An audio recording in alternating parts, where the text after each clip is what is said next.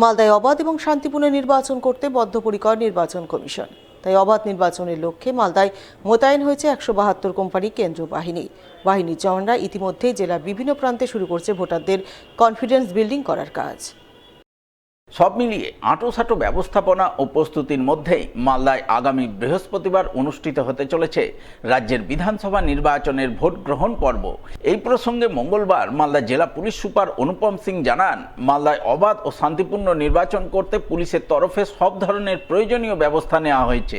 জেলায় মোট 172 কোম্পানি কেন্দ্রীয় বাহিনী মোতায়েন করা হয়েছে, যারা ইতিমধ্যেই ভোটারদের কনফিডেন্স বিল্ডিংয়ের কাজ করে চলেছেন। এছাড়াও জেলার কয়েকশো দুষ্কৃতী ও গণ্ডগোলে জড়িতদের চিহ্নিত করা হয়েছে। তারা ভোটের দিন কোনো রকম গন্ডগোল করার চেষ্টা করলে তাদের গ্রেপ্তার করা হবে।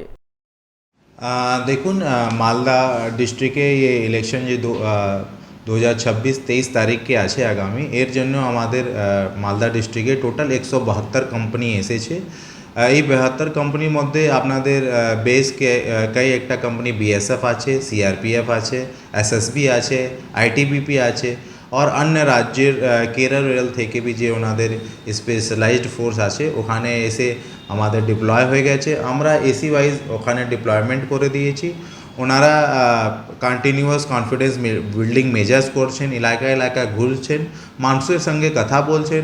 और যে লোক ট্রাবল মঙ্গার আছে, হিস্ট্রি সিটার আছে, ওদের বাড়ি চিহ্নিত করা হয়েছে। ওরা যদি ইলেকশন দিন কোনো মধ্যে কোনো ঝামেলা করবে তো ওনাদের বিরুদ্ধে শাস্তি হবে। ওনাদের বাড়ি চিহ্নিত হয়েছে, ওনারাওকেও চিহ্নিত করা হয়েছে, আমরা বাউন্ড ডাউন ওনাদেরকে করেছি। এর বাদ দিয়ে আমাদের বিভিন্ন বুথে বিভিন্ন আমাদের যে সেক্টর আছে, টোটাল আমাদের 261 পুলিশ সেক্টর আছে। এর বাদ দিয়ে আমাদের আরটি আছে, QRT 157 আছে, আমাদের HRFS আছে, PSC স্ট্রাইকিং আছে, ডিস্ট্রিক্ট ডিভিশনাল রিজার্ভ আছে, যেখানে আমাদের টোটাল 36 সাব ইন্সপেক্টর আছে, আমাদের 818 সাব ইন্সপেক্টর আছে, গোটা 3-1 আমাদের কনস্টেবল বিভিন্ন জায়গায় ডিপ্লয়মেন্ট আছে। তো এই সব ডিপ্লয়মেন্ট আজকে আমরা কমপ্লিট করে নিয়েছি। ফোর্স মুভমেন্ট হয়ে গেছে, অনেক জায়গায় QRT বি অ্যাক্টিভেট হয়ে যাবে।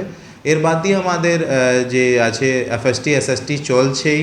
আমরা যে বিভিন্ন হোটেলগুলি আছে, আপনাদের ম্যারেজ হল আছে, तलाशी अभियान ওখানে চলছে ঢাবাতে, যাতে P-3 যে স্টার্ট হয়ে গেছে ওখানে কোনো বাইরের তত্ত্ব এখানে না এসে জমায়েত করে और ইলেকশনকে কোনোভাবে হ্যাম্পার না করতে পারে। এই সব কিন্তু আমাদের যে প্ল্যানিং আছে ওটা অলরেডি স্টার্ট হয়ে গেছে।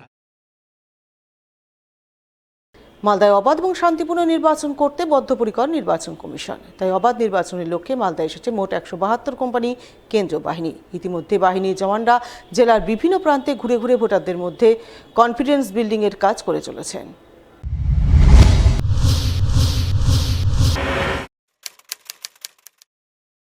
উল্লেখ্য, আগামী 23 এপ্রিল বৃহস্পতিবার মালদায় বিধানসভা নির্বাচনের ভোট গ্রহণ।